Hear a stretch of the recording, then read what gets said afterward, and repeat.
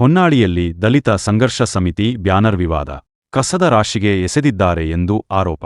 ಹೊನ್ನಾಳಿ ಪುರಸಭೆ ಮುಖ್ಯಾಧಿಕಾರಿ ವಿರುದ್ಧ ಆರೋಪ ಮಾಡಿದ ದಲಿತ ಮುಖಂಡರು ಮತ್ತು ಬೀದಿಬದಿ ವ್ಯಾಪಾರಿಗಳಿಗೆ ತಾರತಮ್ಯ ಆರೋಪ ಕೇಳಿಬಂದಿದ್ದು, ಇದರ ವಿರುದ್ಧ ದಲಿತ ಮುಖಂಡರುಗಳು ಹಾಗೂ ಬೀದಿಬದಿ ವ್ಯಾಪಾರಿಗಳು ಪ್ರತಿಭಟನೆ ಮಾಡಿ ಆಕ್ರೋಶ ಹೊರಹಾಕಿದರು.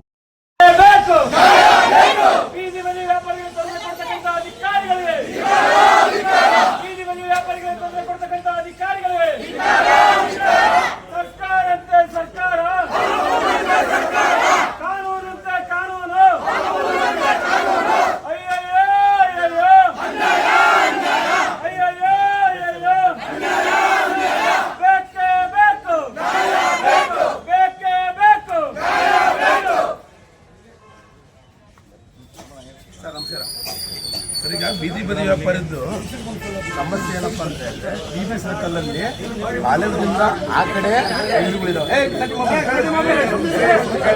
ಕಾಲೇಜಿಂದ ಆ ಕಡೆ ಯಾವ ಫುಟ್ಪಾತ್ ಆಗಿಲ್ಲ ಸರ್. ಅಲ್ಲಿ ಏಕಾಏಕಿನ ಅವ್ರ ಅಂಗಡಿಗಳನ್ನೆಲ್ಲ ತೆಗಿಸಕ್ಕೆ ಪುರಸಭೆ ಚೀಫ್ ಆಫೀಸರ್ ಮೇಡಮ್ ಅವರು ಇದ್ದಾರೆ. ಆ ನಂತರದಲ್ಲಿ ಈಗ ಇನ್ನೊಂದು ಸಮಸ್ಯೆ ಅಂದರೆ, ಇಲ್ಲಿ ಟೌನ್ ಒಳಗಡೆ ಈಗ ಆಲ್ರೆಡಿನ ಅಗಲೀಕರಣ ಆಗಿದೆ. ಅಗಲೀಕರಣಕ್ಕೆ AC ಆಫೀಸ್ನ ನಿಮ್ಮ ಇಲಾಖೆಯಿಂದನೆಯ ಇಷ್ಟು ಮೀಟ್ರು ಅಂತ ಹೇಳಿ ಅಳತೆ ಪ್ರಕಾರನ ಅಕ್ವೈರ್ ಮಾಡ್ಕೊಳಕ್ಕಾಗಿತ್ತು, ಮಾಡ್ಕೊಂಡಿಲ್ಲ. ಅವ್ರಿಗೆ ಹೊಡ್ಕೊಳಕ್ ಬಿಟ್ರಿ, ಅವರೇ ಕಟ್ಕೊಳಕ್ ಬಿಟ್ರಿ. ಅದನ್ನ ಅಳತೆ ಪ್ರಕಾರನ ಯಾರು ಹೊಡ್ಕೊಂಡಿಲ್ಲ. ಅದು ಈಗ ಆಲ್ರೆಡಿನ ಲೋಕಾಯುಕ್ತ ಕೋರ್ಟಿಗೂ ಸಹ ಹೋಗಿದೆ. ಇಲ್ಲಿ ರೋಡು ಕರೆಕ್ಟಾಗಿ ಅಳತೆ ಪ್ರಕಾರನ ಯಾವುದೂ ರೋಡ್ ಆಗಿಲ್ಲ, ಫುಟ್ಪಾತ್ ಆಗಿಲ್ಲ. ಇನ್ನೂ ಜನಗಳಿಗೆ ಒಳ್ಳಕ್ಕೂ ತೊಂದರೆ ಆಗಿದೆ, ಬೈಕ್ಗಳು ನಿಲ್ಸಕ್ಕೆ ತೊಂದರೆ ಆಗಿದೆ, ದನಕರುಗಳು ನಿಲ್ಸಕ್ಕೆ ತೊಂದರೆ ಆಗಿದೆ. ನಾವೇನು ಹೇಳ್ತಿದ್ದೇವೆ ಅಂತ ಹೇಳಿದ್ರೆ, ಏನು ಬೀದಿ ಬದಿ ವ್ಯಾಪಾರಿಗಳಿದ್ದಾರೆ, ಕಾಲೇಜದಿಂದ ಹೊರಗಡೆ ಇಟ್ಕೊಂಡು ಅವ್ರು ವ್ಯಾಪಾರ ಮಾಡ್ಕೊಳ್ಳಿ, ದಿನ ತಪ್ಪಿಕೊಂಡು ಹೋಗಕ್ಕೆ ಮತ್ತು ಬರೋಕ್ಕೆ ಅಂತ ಹೇಳಿ. ಅದು ಬಿಟ್ಟು ಇಲ್ಲಾಂದ್ರೆ ಅದು ಅವ್ರಿಗೆ ಸರಿಯಾದಂಥ ವ್ಯವಸ್ಥೆ ಮಾಡಬೇಕು. ಫಸ್ಟ್ ಬೀದಿ ಬದಿ ವ್ಯಾಪಾರಿಗಳು ಬದುಕಿದ್ರೆ ನಾವೆಲ್ಲರೂ ಬದುಕ್ತೀವಿ. ಅವರೇ ಬದುಕಿಲ್ಲ ಅಂತ ಹೇಳಿದ್ರೆ, ಅವ್ರು ವ್ಯಾಪಾರ ಮಾಡಿದ್ರೆ ನಾವೆಲ್ಲ ತಗೊಳ್ತೀವಿ. ಅವ್ರು ವ್ಯಾಪಾರ ಮಾಡಿಲ್ಲ ಅಂದ್ರೆ ನಾವು ಎಲ್ಲಿಂದ ತಗೊಳ್ತೀವಿ? ಇದು ದೊಡ್ಡ ಸಮಸ್ಯೆ. ನಾವು ನಿಮ್ಮ ಹತ್ರ ಮೊದಲನೇ ಸರಿ ಮಾತಾಡಿದ್ದೆ ಸರ್ ನಿಮ್ಮ ಆಫೀಸಲ್ಲಿ, ಹೌದ್ರಾ? ಇದು ಸರ್ ಸಮಸ್ಯೆ, ಬೀದಿ ಬದಿ ವ್ಯಾಪಾರಿಗಳದ್ದು ದೊಡ್ಡ ಸಮಸ್ಯೆ ಇದೆ. ಇಲ್ಲಿ ತಾರತಮ್ಯ ಆಗ್ತಿದೆ. ಇಲ್ಲ ಎತ್ಬೇಕಾರೆ ಅಂತೀರಾ, ಕಂಟಿನ್ಯೂ JCB ತಗೊಂಡು ಹೊಡೆದು ಬಿಡ್ರಿ ಎಲ್ಲದನ್ನು, ಪ್ರತಿಯೊಂದನ್ನು. ಒಂದು ಅಂಗಡಿನೂ ಒಂದು ಪಿನ್ ಪಾಯಿಂಟ್ ಬಿಡ್ಕೊಡ್ದಲ್ಲಿ ನೀವು ತಾರತಮ್ಯ ಯಾಕೆ ಮಾಡ್ತೀರಿ? ಆಮೇಲೆ ಒಂದು ಮೇಡಮ್ ಒಂದು ಇನ್ನೊಂದು ಮೇಡಮ್ರೆ, ನೀವು ಅಧಿಕಾರಿಗಳು, ನೀವು ಒಬ್ಬ ಮಹಿಳೆಗೆ ಈ ಕಡೆ ಒಬ್ಬ ಮಹಿಳೆಗೆ ಗೌರವ ಕೊಟ್ಟು ಮಾತಾಡ್ಬೇಕು. ಅವ್ರು ಕೂಲಿ ಮಾಡೋರಾಗಿರ್ಬೋದು, ಮುನ್ಸಿಪಾಲಿಟಿ ಕಸ ಹೊಡೆಯೋರು ನಿಮ್ಮಲ್ಲೂ ಇದ್ದಾರೆ ಹೆಣ್ಮಕ್ಳು, ಅವರಿಗೆ ಒಬ್ಬರಿಗೆ ಸರಿಯಾಗಿ ಮಾತಾಡ್ಬೇಕು. ಯಾಕಂತ ಏನೇ ಬಾರಿ ಏಕವಚನದಲ್ಲಿ ಸಾರ್ವಜನಿಕವಾಗಿ ಅವಮಾನಗೊಳಿಸಿದಂಗೆ ನೀವು ಮಾತಾಡ್ಬೇಕು ಮೇಡಮ್. ಅವ್ರು ಇಲ್ಲಿದ್ದಾರೆ, ಈಗ ಇಲ್ಲಿ ಮಾತಾಡಿ.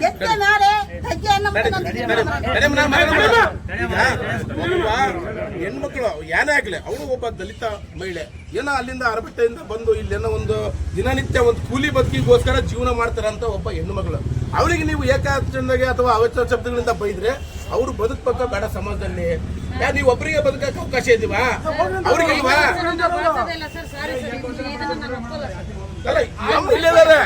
ಆಮೇಲೆ ಸರ್ ನಾನು ಅದನ್ನ ಪರಿಶೀಲನೆ ಮಾಡ್ಕೊಳ್ರಿ. ಆದ್ರೆ ಈಗ ನೀವು ನಮಗೆ ವ್ಯವಸ್ಥೆ ಮಾಡಿ ನೀವು ಹೊಡಿಬೇಕು. ಸೋಮವಾರನೂ ಹೊಡೆಯಂಗಿಲ್ಲ, ಬುಧವಾರನೂ ಹೊಡೆಯಂಗಿಲ್ಲ. ಇಲ್ಲ ಅಂದ್ರೆ ಸೋಮವಾರ ಬೆಳಗ್ಗೆನ ಎಲ್ಲ ಪುಟ್ಟಿಯವರು, ಅಂಗಡಿಯವರು ಪ್ರತಿಯೊಂದನ್ನು ನಾವು ತಗೊಂಡ್ಬಂದು ಇಲ್ಲೇ ವಿರೋಧವಾಗಿ ಫಸ್ಟ್ ಆ ಕಡೆ ಸೈಡ್ ಬಿಲ್ಡಿಂಗ್ಗಳು ಹೊಡೆಯಕ್ಕೆ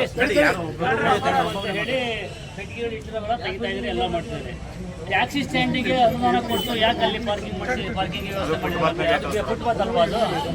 ಮತ್ತೆ ಅಲ್ಲಿ ಯಾಕೆ ಮಾಡಿಸ್ಕೊಟ್ಟಿದ್ರೆ? ಯಾರು ಗ್ರಾಂಟಲ್ಲಿ ಮಾಡಿಸ್ಕೊಟ್ಟಿದ್ರೆ? ಇವ್ರಿಗೂ ಗ್ರಾಂಟಲ್ಲಿ ಮಾಡಿಸ್ಕೊಟ್ರಲ್ಲಿ ಸರ್. ಈಗ ಮಾಡಿದ್ರೆ ಟ್ಯಾಕ್ಸ್ ಇರ್ಬೇಕಾ, ಅಂಗಡಿ ಇರ್ಬೇಕಾ? ಇಲ್ಲ ಅಂದ್ರೆ ಯಾವ್ದು ಬೇಡ, ಕಾಂಪೌಂಡ್ ವರೆಗೂ ಕ್ಲಿಯರ್ ಮಾಡ್ತೀವಿ ಎಲ್ಲದನ್ನು. ನಾವು ನಿಂತ್ಕೊಂತೀವಿ ಜೊತೆಗೆ, ನಿಮ್ಗೆ ಸಪೋರ್ಟ್ ಮಾಡ್ತೀವಿ. ತಾರತಮ್ಯ ಮಾಡಿದ್ರೆ ಮಾತ್ರ ನಾವು ಯಾವುದೇ ಕಾರಣಕ್ಕೂ ಬಿಡೋದಿಲ್ಲ. ಅದೇನಾರ ಆಗ್ಲಿ, ಏನ್ ತಗೊಂಡ್ಬರ್ತೀರಿ, ಪೊಲೀಸ್ ತಗೊಂಡ್ಬರ್ತೀರಾ, ಏನ್ ತಗೊಂಡ್ಬರ್ತೀವಿ, ಮೀಟರ್ ತಗೊಂಡ್ಬರ್ತೀರಾ, ತಗೊಂಬರ್ರಿ, ನಾವು ಇರ್ತೀವಿ ನೋಡೋಣ. ಆ ದಲಿತರಿಗೆ ಹೊಡೆದೇ ಹೋಗ್ಬೇಕು ನೀವೆಲ್ಲರಿಗೂ.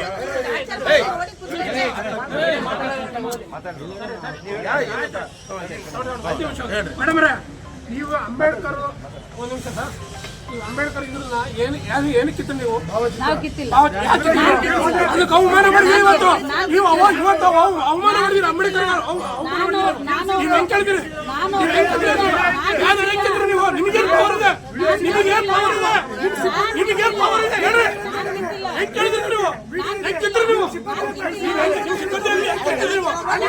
ಅಂಬೇಡ್ಕರ್ಗೆ ಅವಮಾನ ಮಾಡಿದ್ರಿ ನೀವು.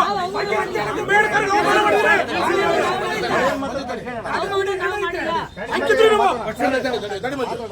ಸರ್ ಈಗ ಅಲ್ಲಿ ಇದ್ರ ವಿಚಾರ ಮಾತಾಡಿ. ಅಂಗಡಿಗೆ ಅಂಬೇಡ್ಕರ್ ಭಾವಚಿತ್ರ ಇರುವಂತ ಒಂದು ಬ್ಯಾನರ್ ಕಟ್ಟಿದ್ದಾರೆ.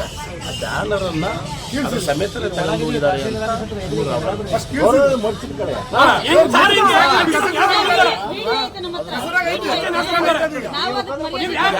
ಆ ಥರ ಮಾಡಿದ್ರೆ ಬರ್ರಿ ಕಾಶಿ ಬಸ್ ಸ್ಟ್ಯಾಂಡ್ ನೀವು ಹೋಟ್ಲ್ ತೆಗ್ಸಿರಿ ಅವ್ನ ಫಸ್ಟ್ ಕಾಶಿ ಬಸ್ ಸ್ಟ್ಯಾಂಡ್ ಹೋಟ್ಲ ತೆಗ್ಸಿರಿ ನೀವು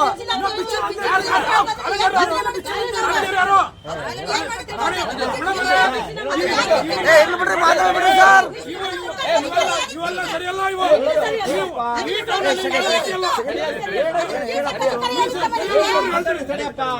ನಾನು ಹೇಳ್ತೀನಿ ಈಗ ಮಾತಾಡಿದ್ರಲ್ಲ ಮೇಡಮ್ ಉತ್ತರ ಕೊಡ್ಲಿ ಉತ್ತರ ಕೊಡ್ಲಿ. ಆಮೇಲೆ ಎ ಸಿ ಅವರು ಹೇಳ್ತಾರೆ ಸರ್ ನಮ್ದು ಇಷ್ಟೇ ಸಮಸ್ಯೆ, ಇಲ್ಲಿ ಟೌನಲ್ಲಿ ಇಷ್ಟಕ್ಕೊಂದು ತಾರತಮ್ಯ ಆಗಿದೆ, ಬಹಳ ಅವ್ಯವಸ್ಥೆ ಆಗಿದೆ, ಇನ್ನು